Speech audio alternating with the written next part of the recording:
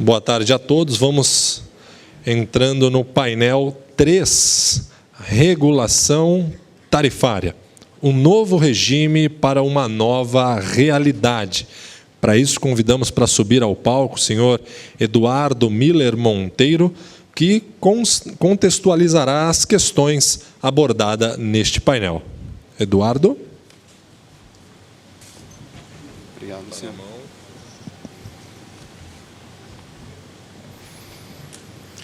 Bom, boa tarde a todos. Tenho que mantê-los bem despertos após o almoço. E acho que o tema vai ajudar, porque ele, de certa forma, combina as visões que a gente tem visto ao longo desses 2 dias de trabalho, ao redor do painel 1, da expansão da geração, e o painel 2, que tratou de arquitetura de mercado. Então, o tema desse nosso painel 3 é regulação tarifária, um novo regime para uma nova realidade. Ele está organizado da seguinte maneira: eu vou apresentar para vocês o chamado termo de referência, que é um documento que foi já previamente distribuído para os keynote speakers, tanto o internacional quanto o nacional, e para os debatedores, para eles começarem a construir suas reflexões. Tenho 20 minutos para fazer isso e entrego o palco, então, para o professor Michael Pollett, da University of Cambridge. Thank you, professor, for coming all the way from the UK. E o professor tem 40 minutos seguidos, então, de 10 minutos de perguntas e respostas, a nossa sessão de Q&A.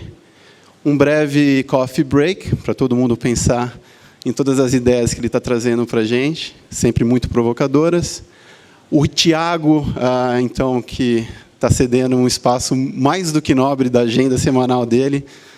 Para quem está acompanhando aí a questão do GSF, sabe que ele foi o relator da nota técnica da ANEEL. Agradecimentos aqui mais do que especiais para o Tiago por ter mantido o compromisso dele no meio desse furacão. O Tiago também tem 40 minutos, 10 minutos de Q&A em cima da apresentação do Tiago. E aí, então, a gente já começa no painel de debate, que vai estar sendo composto por 3 profissionais. O primeiro, o professor Francisco Anuati, tive a honra de ser professor dele lá na USP, e 2 profissionais que também estão na fronteira profissional de discussão de regulação tarifária, o Carlos Morosoli e o Fernando Alvarez, da Quantum e da Sigla Sul. Tá? Então, sem mais delongas, esse painel tem 3 objetivos bem básicos. O primeiro é compartilhar com vocês qual é a nossa visão do que seria uma nova realidade para o setor da distribuição no mundo e especialmente aqui no Brasil.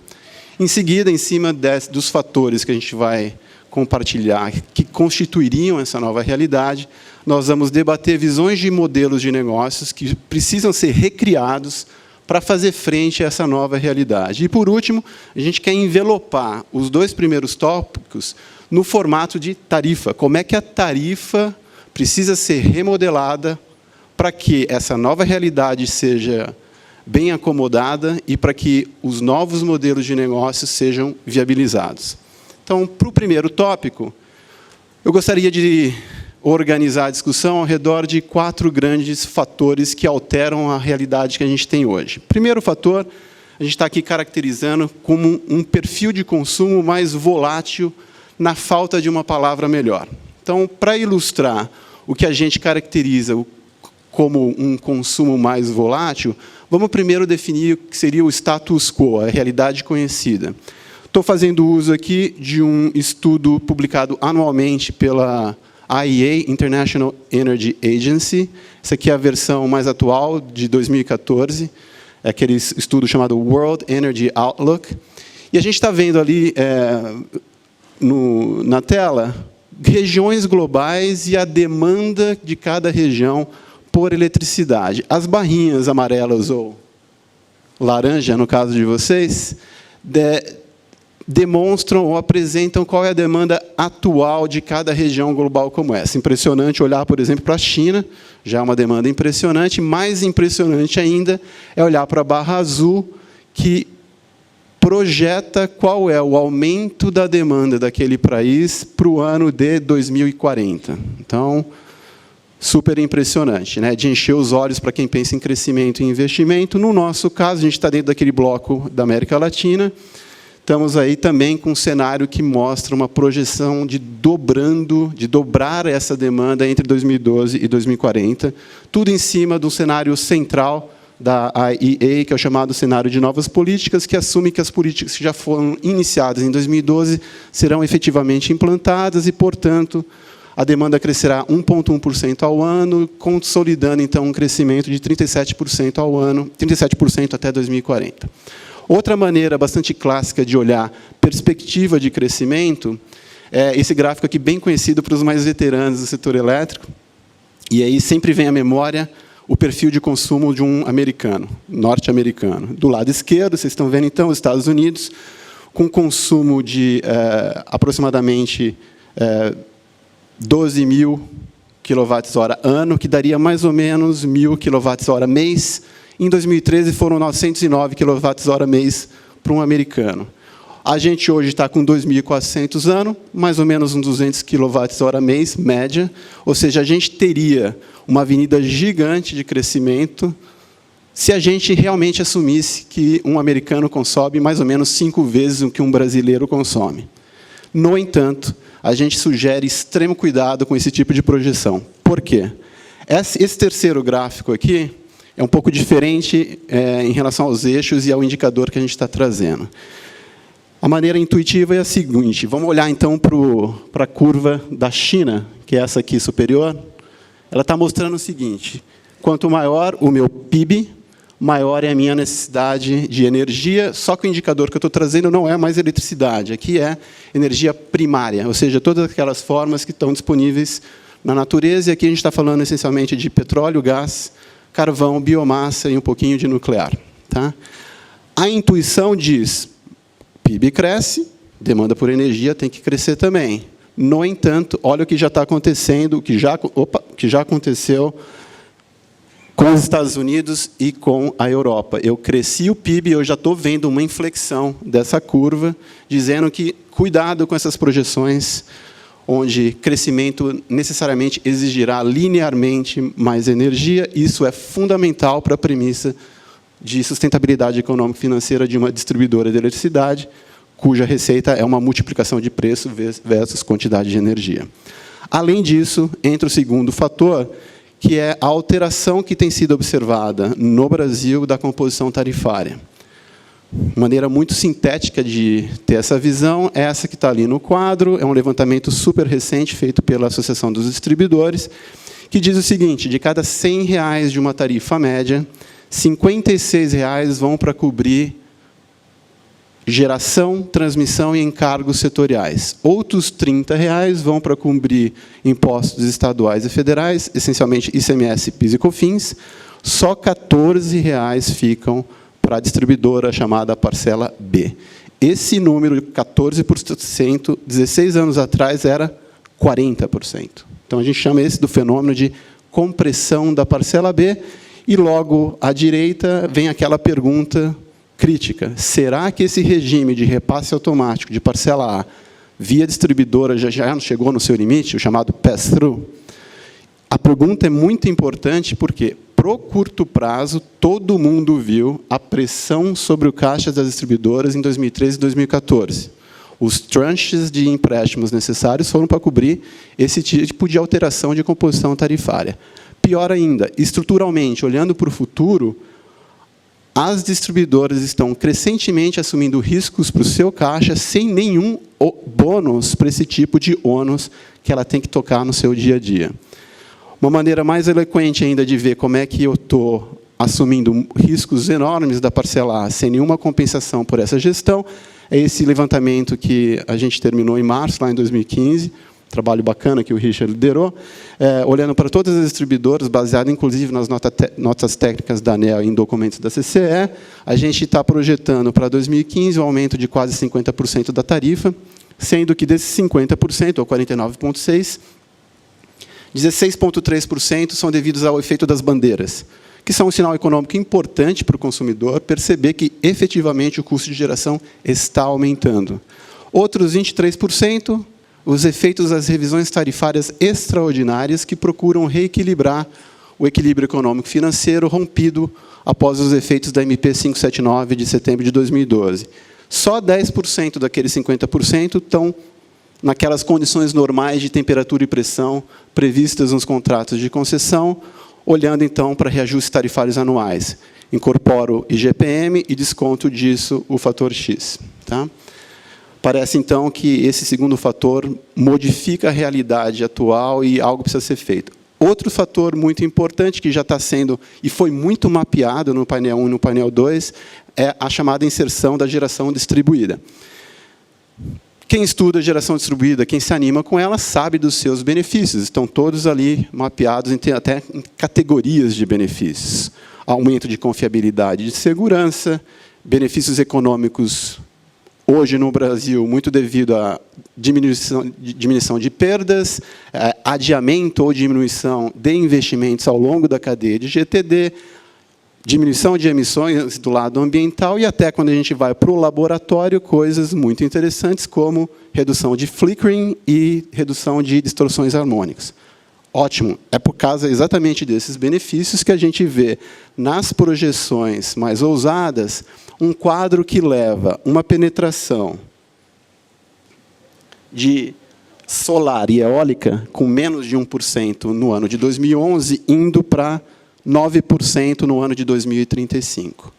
No entanto, quem está observando a maneira como essa inserção está acontecendo, tem opinião. E a gente, então, para não ficar só na nossa opinião, buscou esse estudo do MIT. Ele foi publicado em 2011.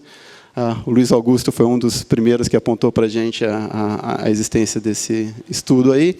E o que eles estão dizendo? Falam, olha, um dos maiores desafios que serão enfrentados pelas redes elétricas é a necessidade de incorporar essas renováveis intermitentes, que serão predominantemente eólica e solar.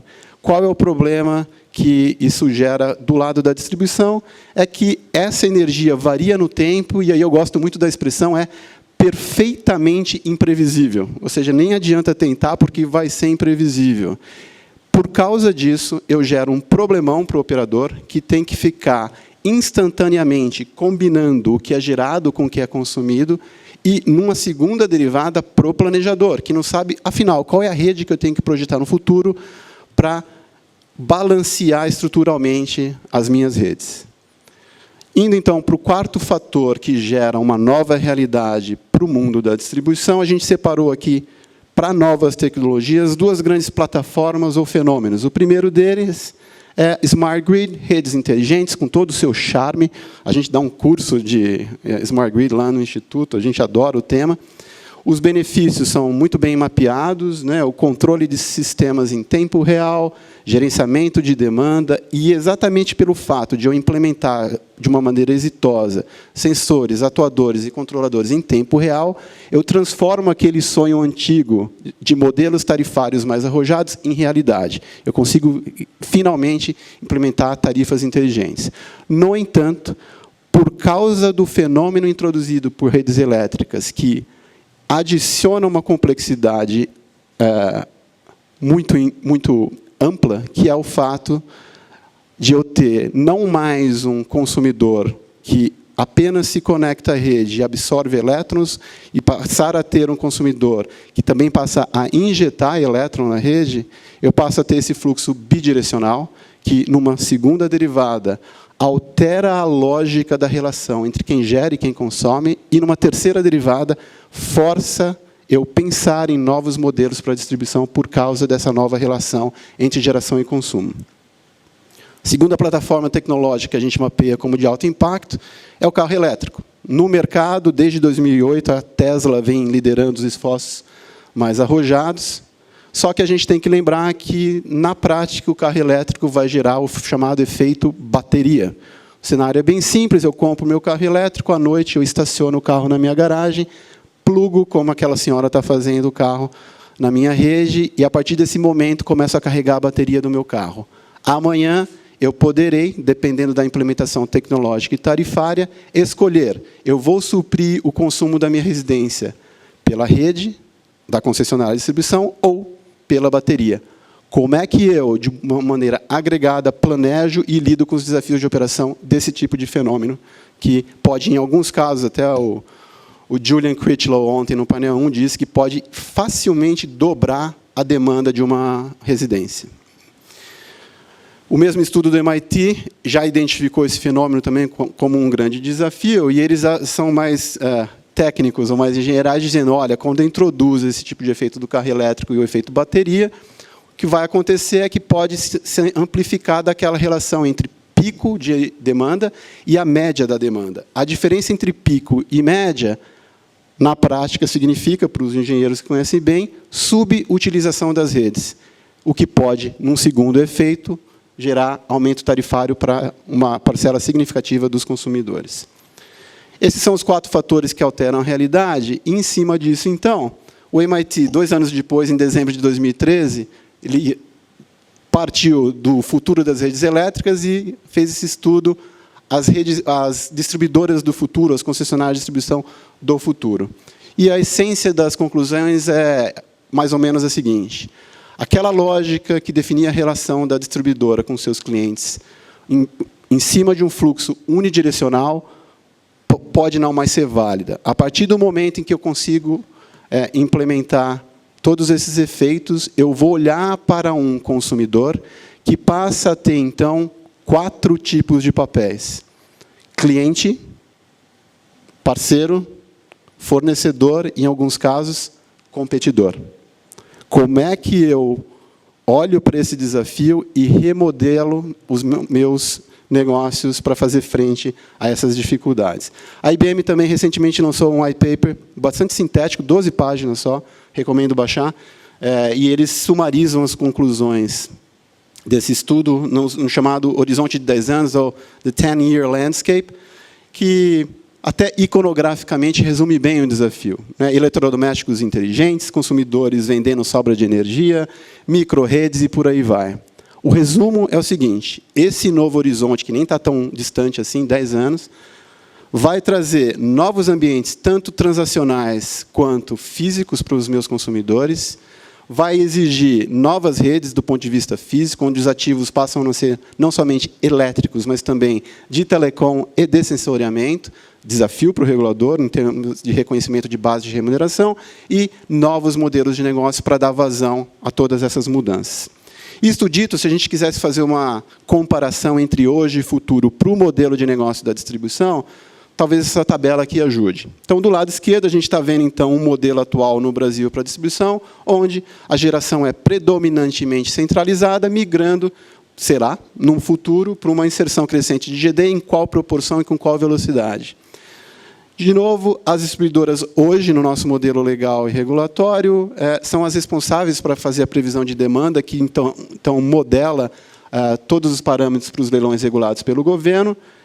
O ônus e o bônus dessa responsabilidade estão ficando muito desproporcionais, os ônus e o bônus completamente desacoplados. Será que está na hora de alguém assumir essa função? E a gente sabe muito bem quem deveria ser.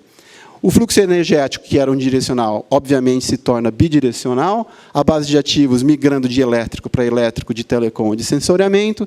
E, por último, que vai ser aqui o centro da nossa discussão, de que forma a regulação tarifária, que hoje está dando conta do recado, baseada em regulação por preço teto, Price Cap Regulation, vai se comportar nesse novo cenário. Será que está na hora de a gente começar a vislumbrar uma inserção cuidadosa de revenue cap, ou de regulação por receita teto? Com base nisso, então, a gente está querendo construir esse contexto para os trabalhos desse painel. Esse contexto e o próprio desafio pode ser resumido naquela pergunta que está colocada ali no topo da tela em vermelho: como é que eu acomodo a minha regulação por incentivos? Definitivamente, espero que ninguém queira voltar para o modelo de regulação por custos, né? Mas num cenário onde eu tenho 3 grandes desafios e parâmetros limitadores. O primeiro deles é o seguinte: o meu consumo cada vez mais instável, mais imprevisível e, em alguns cenários, até decrescente. Em segundo lugar, como é que eu manejo principalmente os blocos ligados à base de remuneração regulatória, onde esses ativos não somente mais são elétricos e, pior de tudo, eles têm que acontecer, o investimento tem que acontecer, e nem sempre esses ativos serão voltados ao aumento de demanda e ou consumo. E, por último, como é que eu acomodo a nova regulação tarifária com o consumidor, que é mais interativo e assumindo múltiplos papéis, como consumidor, como fornecedor de energia, como competidor da distribuidora e, em alguns dos casos, até como parceiro da distribuidora. Então, essa era a provocação e reflexão que a gente queria fazer nesse início de painel. A gente vai voltar para essas perguntas aqui na sessão de debates. Então, dito isto, Luciano.